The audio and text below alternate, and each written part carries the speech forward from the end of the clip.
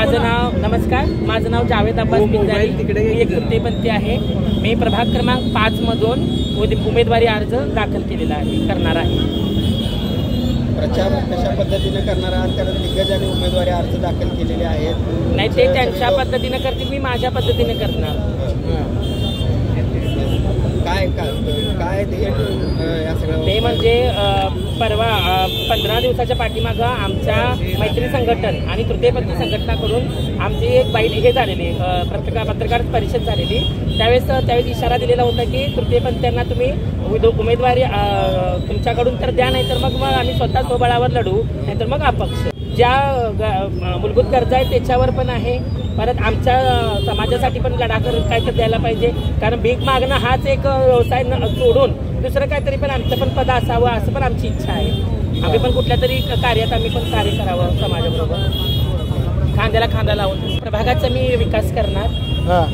मग त्याच्यानंतर मग पुढं काय असेल, काय प्रभागात काय समस्या आहे, काय असेल, लाईट पाणी असेल, असे ज्या गरजेच्या रोजच्या ज्या जीवनातल्या आहेत त्या सगळं, शिक्षण म्हणा कोणाचं।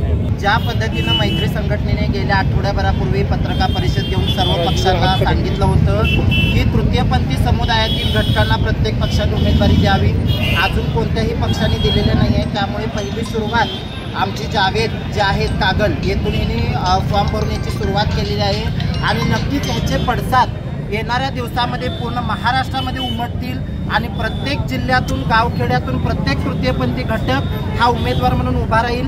आमचं विजन मिशन हेच आहे की गेल्या 75 वर्षामध्ये या भारत देशात अजूनपर्यंत आपण लोक निवडणूक लढत आहोत, ती म्हणजे रस्ता, पाणी, लाईट, ज्या मूलभूत सोयीसुविधा आतापर्यंत कोणत्याही राजकीय पक्षांना देता आल्या नाहीत। ह्याच्या पलीकडे जाऊन आज आपल्याकडे स्किल एम्प्लॉयमेंट, एज्युकेशन, सर्वांगीण विकास माणसाचा जो महत्त्वाचा आहे, ह्या सर्व दृष्टिकोनातून माझ्या समाजातले उमेदवार आपल्या आपल्या पद्धतीनं आपल्या प्रभागामध्ये काम करतील आणि ज्या पद्धतीनं प्रत्येक मतदार ज्या वेळेला रस्त्यावर जात असताना कुठल्याही माझ्या तृतीयपंथी बंधू भगिनीला 1 रुपये देता, त्या पद्धतीनं या माध्यमातून मी प्रत्येक मतदारांना आवाहन करते की त्यांनी मतांची देणगी आणि मतांची जी तुम्ही आता भीक म्हणता, पण आम्ही त्याला भिक्षा म्हणतो, तशी आम्हाला भिक्षा स्वरूपी या लोकांनी मतदान करून आमच्या उमेदवारांना निवडून द्यावा अशी विनंती करते। धन्यवाद।